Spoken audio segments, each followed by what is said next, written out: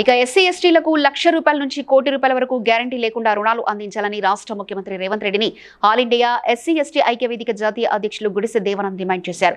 Somajiguda press club లో ఏర్పాటు చేసిన విలేకరుల సమావేశంలో ఆయన మాట్లాడుతూ ప్రతి నియోజకవర్గంలో కనీసం ఆధునికమైన నాణ్యమైన KG2 PG విద్యాలయం ఏర్పాటు చేయాలని కోరారు. ప్రైవేట్ ఆసుపత్రుల్లో అన్ని రకాల వ్యాధులను ఆరోగ్యశ్రీ కింద వచ్చేలా అనుమతించాలని డిమాండ్ చేశారు. నేషనల్ వర్కింగ్ ప్రెసిడెంట్ భరత్ వాగ్మరే మాట్లాడుతూ ఎస్సీలకు ఎస్టీలకు గ్యారంటీ లేకుండా రుణాలు ఇవ్వాలని కోరారు.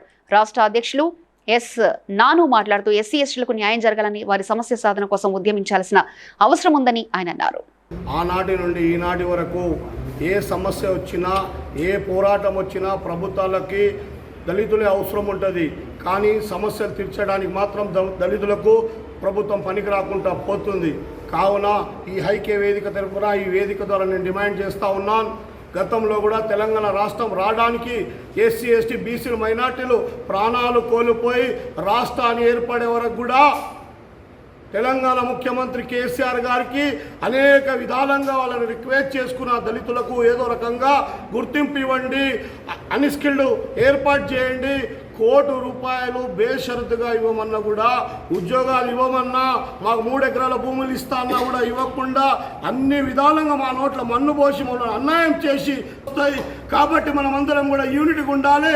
అందరం కొట్లాడకుండా ఏ సమస్యను వస్తే అన్ని సంఘాలు కలిసే సమస్య పోరాటం చేసి సాధించే వరకు పోరాటం చేయాలని చెప్పి ఐక్యవేదిక ఇంతకుముందు కూడా హైదరాబాద్ పబ్లిక్ స్కూల్ పిల్లలకు రాజశేఖర రెడ్డి గారు ఉన్నప్పుడు స్కాలర్షిప్ ఇవ్వకూడదు. ఎస్సీ పిల్లలకు అక్కడ పిల్లలకు సీముడు వస్తుంది, బట్టలు వస్తుంది, వాళ్ళు సరిగా ఉండరు, నీట్గా ఉండదని స్కాలర్షిప్ ఇవ్వకుండా ఆపేస్తే 2012 నుండి కేసీఆర్ ప్రభుత్వం వచ్చేంత వరకు దేవానంద్ గారి నేతృత్వంలో ధర్నాలు దీక్షలు అన్ని చేసి 171 మందికి స్కాలర్షిప్ ఇప్పించిన ఘనత ఎస్సీ ఎస్టీ ఐక్యవేదిక సభముఖంగా తెలియజేస్తూ మరి నేను రేవంత్ రెడ్డి గారిని ముఖ్యంగా ఇంకోటి కూడా ఉద్యమకారులకు కూడా రేవంత్ రెడ్డి గారు 250 గజాలు జాగా ఇస్తున్నారు, గుర్తింపు ఇస్తున్నారు.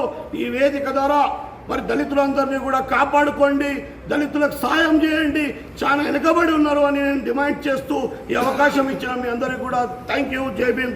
Please like and share, subscribe to BCN Telugu News. Please like, share and subscribe to BCN Telugu News.